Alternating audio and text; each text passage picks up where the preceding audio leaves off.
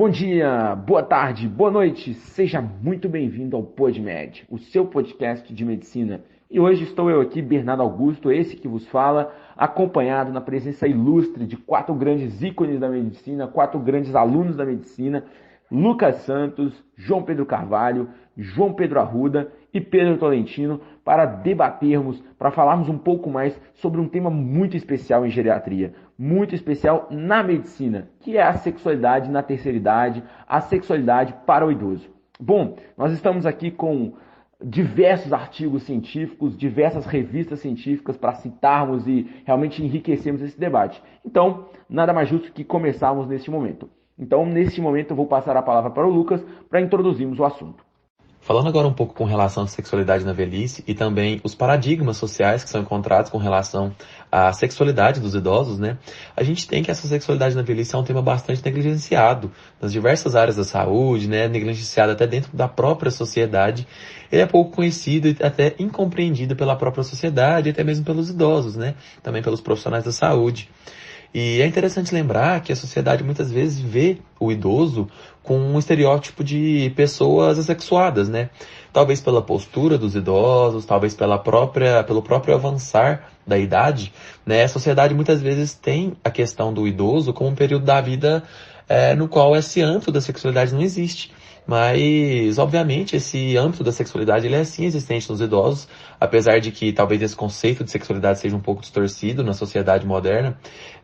Obviamente, esse conceito de sexualidade, desculpa, existe sim dentro da velhice, né? E o que a gente mais vê é o preconceito com relação às práticas sexuais que estão associadas à velhice, né? E apesar de serem práticas que muitas das vezes sofrem um preconceito social de alguma maneira, estão presentes sim na vida das pessoas idosas. Eu encontrei um artigo que é um artigo chamado de Desmistificando os Paradigmas da Sexualidade na Terceira Idade, Desafio e Possibilidades, que foi postado por um aluno da PUC de São Paulo. E nesse artigo mostra algumas pesquisas que estão diretamente relacionadas com os idosos, né? E dentro desse contexto, a gente tem algumas categorias na pesquisa que fala com relação ao grau de entendimento, com relação à sexualidade, a questão dos cuidados no ato sexual, influência familiar na sexualidade, né? E muitos dos idosos relataram que, principalmente aqueles idosos que moravam na zona rural, que como um deles disse, o povo da roça não falava, os pais não falavam com relação a essa questão da sexualidade. Muitas vezes as pessoas, principalmente as pessoas mais simples, elas aprendiam de maneira, por meio dos amigos, né, de maneira não necessariamente correta, né, vamos dizer assim, tá? E os idosos, muitas das vezes, eles mostram essa questão da aversão à sexualidade, uma vez que eles não se sentem bem, né, para a realização dessa, não necessariamente a realização da prática, mas para abordar, né, áreas que estão diretamente relacionadas à sexualidade dentro do âmbito social, uma vez que existe sim essa questão do preconceito e essa questão da visão assexual do idoso dentro da sociedade. Então, dando continuidade ao assunto, assim como já foi falado anteriormente, a sexualidade dos idosos ela ainda é um tabu para a nossa sociedade. E isso gera algumas lacunas, por exemplo, nas políticas públicas e também no atendimento da estratégia de saúde da família, nas orientações aos idosos sobre a vida sexual. E algum outro tema que também tem consequência disso é o comportamento dos idosos na prevenção de DSTs, porque eles se mostram desinteressados no uso de preservativos, por exemplo, sobre esse assunto de DSTs. Assim como eu vi num artigo chamado Prevenção de Doenças Sexualmente Transmissíveis na Visão de Idosos de uma Estratégia de Saúde da Família, escrito por César Aires e Paz, tem algumas informações importantes nesse artigo. Por exemplo, na análise de dados epidemiológicos, percebe-se que o número de DSTs em pessoas de 50 a 70 anos cresceu muito nos últimos anos e a principal dessas doenças é a AIDS. E um outro dado também relevante é que em um estudo presente nesse artigo, numa amostra de 510 idosos, 86,3% afirmaram que não usam preservativos durante a relação sexual. E algumas das justificativas dadas por eles tanto que eles não se preocupam mais com isso. Alguns falaram que não estão na idade mais de usar preservativos. Alguns relataram problemas mecânicos com o uso deles. Mas esses fatos mostram a grande urgência que nós temos na sociedade de dar mais atenção para esse assunto e na orientação mesmo, principalmente na orientação na atenção primária, desses idosos sobre a vida sexual, sobre as DSTs e na conscientização mesmo de que eles não podem banalizar esse fato que está presente. Os dados epidemiológicos mostram um aumento nessa população e que eles também têm que se cuidar. Bom, tratando agora um pouco, de como que o envelhecimento pode afetar fisiologicamente essa atividade sexual no idoso e utilizando-se até do termo sexualidade para poder tratar disso, eu utilizei 2 artigos para poder conversar a respeito desse tema. Foi Sexualidade no Idoso, Percepção de Profissionais da Geriatria e Gerontologia, de 2018, e Fatores que Interferem na Sexualidade de Idosos, uma revisão integrativa, e esse daqui é de 2014. Bom, primeiramente, a gente tem que entender que esse envelhecimento, ele sempre vai ter que ser caracterizado como um processo de extrema complexidade, porque nós podemos classificar ele tanto de uma parte que se consideraria saudável, que seria a senescência, ou uma parte com características patológicas, que seria a senilidade. E é possível que a gente aplique isso quando a gente está falando de atividade sexual no idoso. Com isso, a gente tem que ter uma ideia de que a sexualidade, partindo-se dela para depois se chegar ao ato sexual, porque são coisas extremamente diferentes, ela é muito multidimensional. Então, isso daí vai envolver um monte de fatores. Então, você vai ter o biopsicossocial dessas pessoas, você vai ter fatores culturais, você vai ter fatores históricos, religiosos, educacionais. E isso, aplicado ao ambiente e aplicado ao cotidiano do idoso, principalmente da nossa sociedade, que foram criados com outros conceitos daqueles que a gente está acostumado a conversar atualmente, da maior liberdade que a gente tem, cria um tabu. E esse tabu diminui essa qualidade de vida dos idosos, porque isso atrapalha tanto o profissional de saúde quanto eles próprios para poder lidar com esses temas. Com isso, a gente tem que partir do pressuposto inicial de que a sexualidade não necessariamente é manifestada por meio do ato sexual. E dessa parte, falando especificamente do ato sexual, a gente tem que a fisiologia ela vai aplicar algumas explicações para essa diminuição que se existe dentre os idosos. Com isso, a gente vai ter que os hormônios sexuais eles vão diminuir com a idade. Isso daí é algo que é totalmente comprovado, no qual a gente tem uma andropausa acontecendo no homem, com a diminuição consecutiva da produção de testosterona com o aumento da idade, e isso vai afetar o seu desempenho, sua aptidão sexual. Da mesma forma que a menopausa na mulher vai diminuir a produção de estrógeno e progesterona durante todo o período do climatério por si só, e com isso a gente vai ter alguns impactos que também vão ser influenciados por questão de fármacos, da questão de que um idoso vai sempre quase que estar tomando algum remédio, e esse remédio muitas das vezes podem ter alguma consequência também na via sexual deles. Com isso, a gente tem que no homem, por exemplo, ele vai ter ereções que são mais flácidas, ou até mesmo ele pode desenvolver uma disfunção erétil.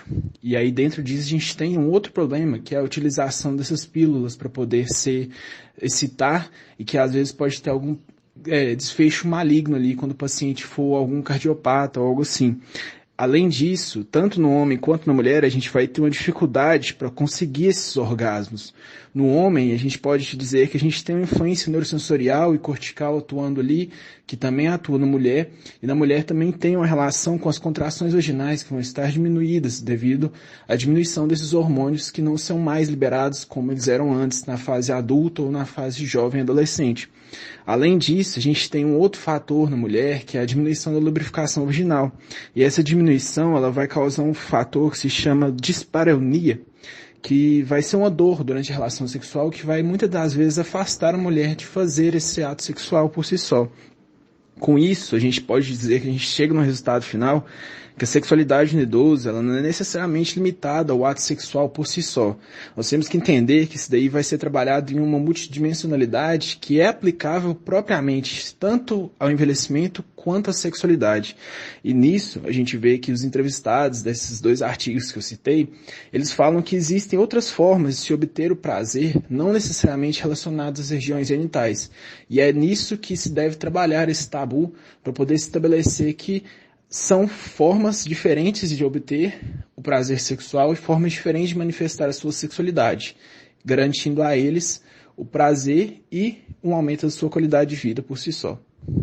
Bom, dando continuidade ao nosso podcast, é interessante nós percebermos que nas alterações mencionadas pelo João, são encontradas algumas alterações que podem impactar diretamente na atividade sexual, na libido daquele paciente idoso e até mesmo na autoestima dele. Essas alterações podem acabar se constituindo mais à frente como um importante estopim para um outro problema geriátrico, que é o risco relacionado ao uso indiscriminado ou exacerbado dos medicamentos conhecidos como estimulantes sexuais. Na realidade, esses medicamentos deveriam ser utilizados na prática médica para o tratamento da disfunção erétil diagnosticada. Porém, nós sabemos que é de fácil acesso encontrar medicamentos como esse sendo vendidos de maneira inapropriada na maioria das farmácias brasileiras, sendo vendidos, na verdade, para sujeitos que julgam necessário a sua utilização, mesmo quando esta não se faz presente. Então, é interessante que nós possamos entender o mecanismo de ação desses medicamentos para conseguirmos, de alguma forma, inferir os efeitos colaterais e entendermos por que a população idosa não deve utilizar esses medicamentos de forma indiscriminada. Bom, para compreendermos em geral, os estimulantes sexuais, na verdade, são conhecidos como inibidores da fosfodiesterase número 5. A fosfodiesterase número 5, na verdade, é uma enzima que controla os níveis de GMP cíclico. Quando há fosfodiesterase, há uma baixa dos níveis de GMP cíclico. O GMP cíclico, por sua vez, controla os níveis de óxido nítrico. E o óxido nítrico é um grande vasodilatador dos vasos sanguíneos corporais. Portanto, dessa forma, na presença da fosfodiesterase, principalmente no corpo cavernoso peniano, há uma baixa dos níveis de óxido nítrico, causando então uma vasoconstrição, o que é o oposto do que é esperado numa ereção peniana satisfatória, que é uma vasodilatação e um grande irrigamento sanguíneo daquela área. Dessa forma, a fosfodiesterase atuando sem inibição, ela pode causar vasoconstrição e uma baixa ereção peniana. Por isso, ao recorrermos aos medicamentos conhecidos como inibidores da fosfodiesterase, nós estamos realizando um aumento do GMP cíclico e também, consequentemente, um aumento do óxido nítrico intracelular, causando vasodilatação na maioria dos vasos sanguíneos daquela região. Porém, a fosfodiesterase não está presente somente nos vasos sanguíneos penianos, mas sim em diversos vasos sanguíneos por todo o corpo. Afinal, o óxido nítrico é um grande vasodilatador corporal. Portanto, os inibidores da fosfodiesterase ou estimulantes sexuais são medicamentos simplesmente que atuam na hemodinâmica corporal. Dessa forma, fica fácil deduzir quais serão os efeitos colaterais e como eles se darão a partir do momento que o corpo humano fizer a ingestão desse tipo de medicamento. Bom, antes de nós falarmos dos efeitos colaterais propriamente ditos, é interessante nós fazermos uma dicotomia entre efeitos leves e moderados.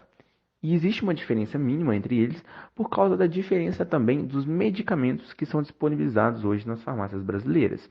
Existem hoje 3 tipos de inibidores de fosfodiesterase número 5 no mercado.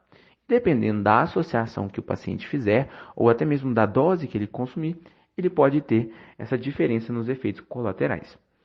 Bom, os efeitos colaterais mais relatados na literatura são o rubor facial, a dor de cabeça, a congestão nasal e a dispneia.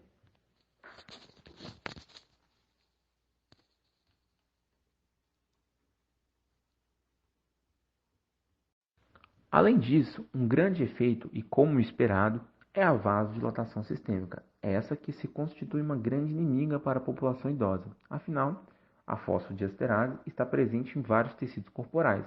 Quando há sua inibição por parte do medicamento, essa inibição se dá de forma sistêmica.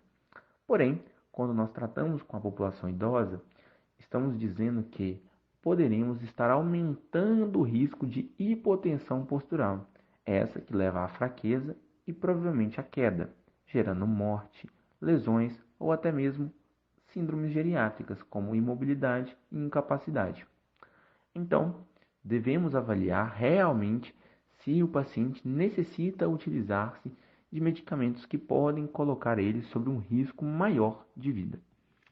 Um outro efeito mencionado também na literatura, porém de maneira mais rara, acontecendo simplesmente em casos de overdose do medicamento, são efeitos no sistema óptico.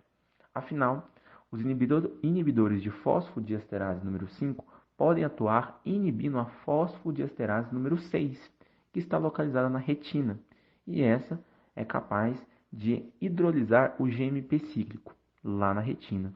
Porém, quando isso não acontece, existem alguns problemas relatados por pacientes, como visão dupla, percepção distorcida das cores e até mesmo hipersensibilidade à luz.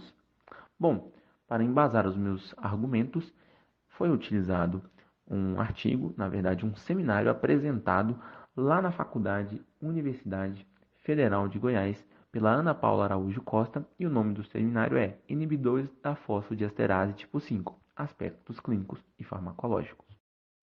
Então, meu nome é Pedro, eu estou cursando medicina aqui no Unipan e agora a gente vai abordar a questão da avaliação e da capacitação dos profissionais de saúde em relação à sexualidade no idoso, né? Em relação ao contexto em que o idoso ele se situa na nossa sociedade, a gente vê que cada ano mais vai crescendo ainda mais a questão de número de idosos e também a questão do aumento da expectativa de vida, né? Ainda mais na nossa sociedade que está em desenvolvimento e tal, a tendência é só aumentar. Então, dessa forma, a gente vê a importância que tem de se começar a tratar, de valorizar ainda mais essa questão desses temas relacionados a pessoas idosas. E nisso, a gente tem que saber abordar esses temas e também com uma qualidade. O que no artigo mostra que muitas vezes não se tem, porque em relação à educação acadêmica, esses temas eles não são muito abrangidos e isso dificulta ainda mais, porque para você conseguir uma comunicação com o idoso, ainda mais nos dias atuais, que tem muitos tabus, então isso vai criar uma certa vergonha, uma barreira, o profissional ele não vai saber como tratar esse tema, não vai saber como perguntar, não vai saber como deixar o idoso mais à vontade para que ele possa falar tudo que ele sente. E dessa forma, com essa dificuldade, a gente vê que isso pode abranger muito, muito mais do que só a questão do idoso não se sentir bem consigo mesmo, poder desenvolver algum caso de depressão, ficar mais triste, né?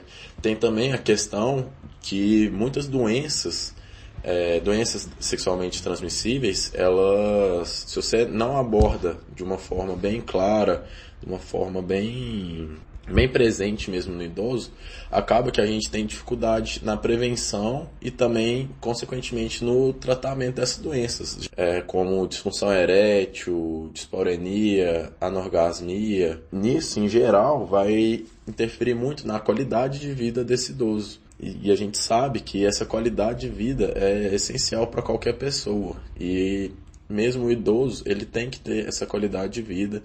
Então, essa capacitação dos idosos tem que ter um foco muito maior nessa questão do acadêmico profissional. E o artigo que eu utilizei para pegar essas informações, ele chama Sexualidade no Idoso, Percepção de Profissionais de Geriatria e Gerontologia.